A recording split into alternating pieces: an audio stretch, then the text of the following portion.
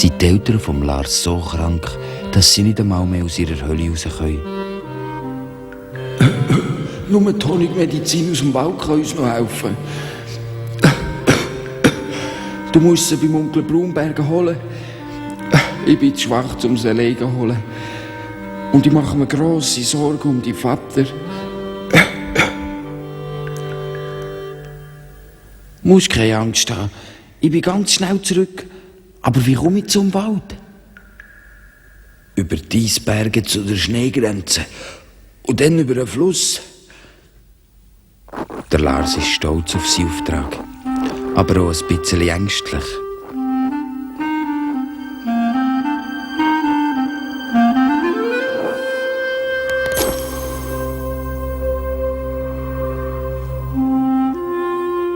An der Schneegrenze schaut er zuerst, ob echt der aufgetaute Boden einen Eisbär mag tragen.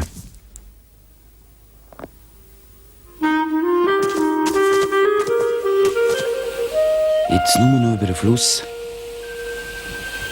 Der Fluss ist wild und tief. Aber der Lars nimmt allen Mut zusammen und kommt. Hilfe! Hilfe! Mami! Mami! Im letzten Moment klammert sich der Lars an einen umgekippten Baumstamm.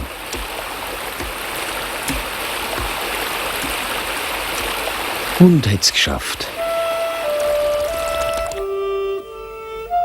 Völlig erschöpft sucht er einen Platz zum Ausruhen, schlaft gerade ein und träumt von seinen Eltern. Du schaffst es, Lars. Wir brauchen die Medizin. Ja, Mami, ich bin bald wieder bei euch. Ja, Mami, ich bin bald wieder bei euch. So ein Quatsch. Weisst du überhaupt, wo du bist, du Blechgesicht? Oh, lieber Baum, mach mir nichts. Ich muss doch Medizin holen. Medizin? Ich, grosser Medizinmann, Sohn von altes Bärenauge. Und ein Baum bin ich überhaupt nicht. Schau, es ist nur eine Maske. Was? Nur eine Maske? Ehrenwort? Klar. Und ohne Maske bin ich ein kleiner Bär. Genau wie du. Salut, ich bin der Lars Eisbär und ich hole die Honigmedizin für meine kranken Eltern. Honigmedizin? Da kann ich dir helfen. Komm. Der Vater Braunbär holt aus dem tiefsten Winkel vom Baumloch ein ganzes Fässchen Honig raus und hängt es dem Lars um den Hals. Es ist schwer. Mein kleiner Sohn Brauni kommt mit und hilft dir tragen. Und so gehen sie zusammen auf den Heimweg.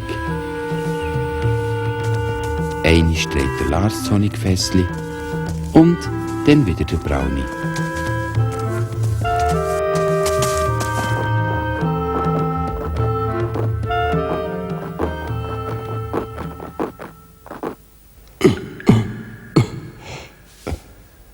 Er muss bald da sein.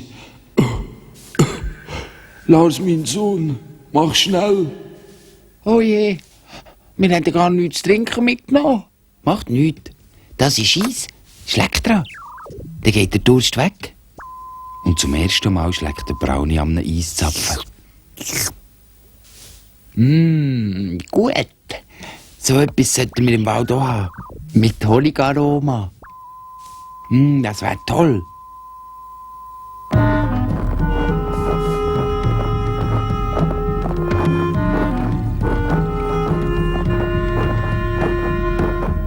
Mami, Papi, ich habe euch die Honigmedizin gebracht.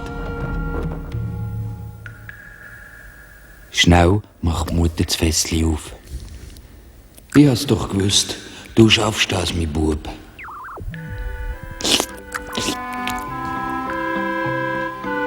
Später dann, bei der Schneegrenze, machen der Lars und der Brauni ab. Sie besuchen einander bald wieder besuchen.